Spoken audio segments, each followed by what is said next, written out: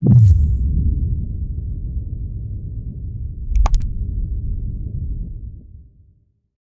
dears, a very happy morning to you.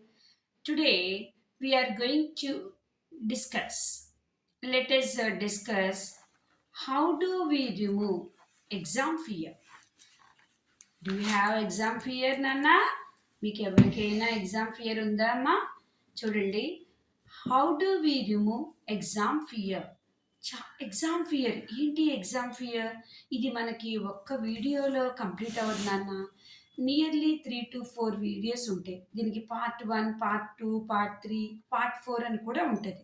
So viewers మీరందరూ కూడా ఈ పార్ట్ 1 నుంచి పార్ట్ 4 వరకు మీరు లాగిన్ అయ్యి కంప్లీట్ చేసుకుంటే మీకు ఒక ఐడియా వస్తుంది మన ఎగ్జామ్ ఫియర్ ఎలా పోగొట్టుకోవాలి, అసలు దాని బెనిఫిట్స్ ఏంటి, మనం దాంట్లో ఉన్న మనకి నెగిటివ్స్ ఏంటి, ఆ నెగిటివ్ని మనం ఎలా పాజిటివ్ చేసుకోవాలి, ఎలా రిమూవ్ చేసుకోవాలి, ఆ కరేజ్ అనేది ఎలా డెవలప్ చేసుకోవాలి అనేది మనం తెలుసుకుందాం.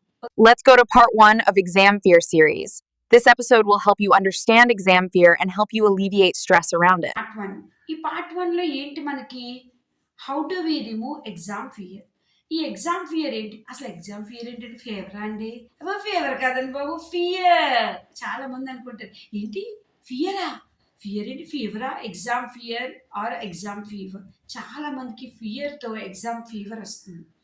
నిజమా కాదా అండి? ఇందులో మీరు కూడా ఉన్నారండి? అయితే కంపల్సరీ మీరు దీన్ని వాచ్ చేయవలసిందే, వినవలసిందే. ఎందుకంటే కొంతమంది చాలా టాపర్స్ ఉంటారు.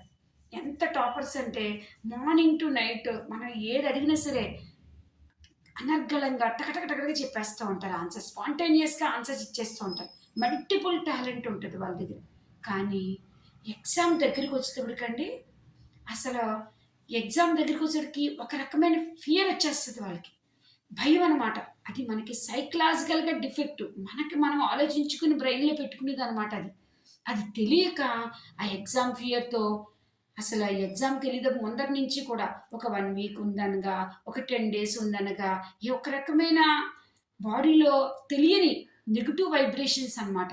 అసలు ఆ నెగిటివ్ వైబ్రేషన్స్ ఎందుకు వస్తాయండి? మనకి మనం మైండ్కి క్రియేట్ చేసుకుంటున్నాం.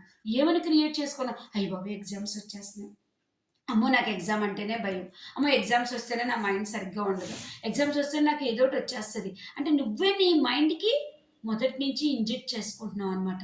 ఇదంటే చూడండి, చిన్నప్పుడు మనకి అమ్మ వాళ్ళు ఏదైనా తప్పు చేస్తున్నా లేకపోతే ఏదైనా చేయకూడని పని చేస్తున్నా అయిపోయి భూతం వచ్చేస్తుంది, అయిపోయి దెయ్యాలు వచ్చేస్తాయి, అలా అలా ఏదో భయపడుతూ ఉంటారు. అంటే భయం వస్తే కొంచెం ఆ పని మానేస్తారు అని. ఇప్పుడు మనం కూడా అంతేనండి. ఎగ్జామ్కి వస్తుందనే ఫీలింగ్ నీ మైండ్కి పెట్టేసుకుంటున్నారు. ఎగ్జామ్ వచ్చేస్తుంది, ఎగ్జామ్ వచ్చేస్తుంది, అమ్మో ఎగ్జామ్, ఏమో ఎగ్జామ్ అంటే మీ మైండ్కి మీరే ఇంజెక్ట్ చేసేసుకుంటున్నారనమాట. అలా ఇంజెక్ట్ చేసుకోవడం వల్ల ఏమవుతుంది మనకి? మన మైండ్ ఆల్రెడీ మనకి ఇక్కడ మన చిప్ ఉంటుంది కదమ్మా, ఈ చిప్లో స్టోర్ చేసుకుని ఉంచుకుంటుంది. ఎగ్జామ్ ముందర నుంచి మనకు తెలియకుండానే నోయింగ్లీ ఆర్ అన్నోయింగ్లీ, మనకి అన్నోయింగ్లీ ఎక్కువ జరుగుతుంది. నోయింగ్లీ నువ్వు ఇంజెక్ట్ చేసుకుంటున్నావు, అన్నోయింగ్లీ ఇట్ హ్యాస్ హ్యాపెండ్. ఏమి హ్యాపెండ్ అవుతుంది ఇక్కడ? అన్నోయింగ్లీ మనకు తెలియకుండానే బాడీ సిమ్టమ్స్ చేంజ్ అయిపోతూ ఉంటాయి. మన బాడీకి చెప్పేస్తుంది అనమాట, నీకు ఎగ్జామ్ వస్తుంది, ఎగ్జామ్ వస్తుంది, ఎగ్జామ్ అంటే నువ్వు ఆల్రెడీ ఇంజెక్ట్ చేసి ఉన్నావు ఇక్కడ. వన్స్ నువ్వు ఇంజెక్ట్ చేయకపోతే నీ బాడీకి అసలు నీ మైండ్కి అలాంటి ఫీలింగ్ రాదు. కానీ నువ్వు ఆల్రెడీ మైండ్కి ఇంజెక్ట్ చేస్తున్నావు ఏమని?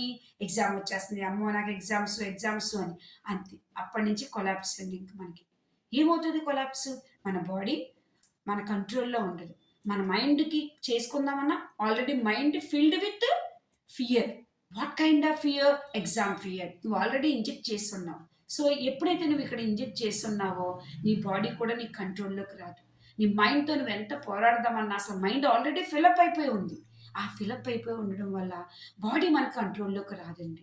ఆ కంట్రోల్‌లోకి రాకపోతే ఏంటి మనకి? Exam fear. ఆ ఎగ్జామ్ ఫియర్‌తో మనకి చదివిన ఏది కూడా మనం ప్రెజెంట్ చేయలేం. ఎంతో బాగా చదివాం కానీ ఎగ్జామ్కి వెళ్ళేటప్పటికి ఆ ఫియర్ వల్ల మనకి ఎగ్జామ్ ప్రజెంట్ చేయలేకపోతాం. దీనివల్ల నెగిటివ్స్ ఏంటి మనకి?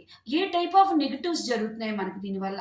ఎలాంటి ఆ నెగిటివ్స్ని మనం ఎలా రికవర్ చేసుకోవాలి, ఆ నెగిటివ్ని మనం పాజిటివ్గా ఎలా మార్చుకోవాలి అనేది మనం నెక్స్ట్ వీడియోలో చూసుకుందామండి.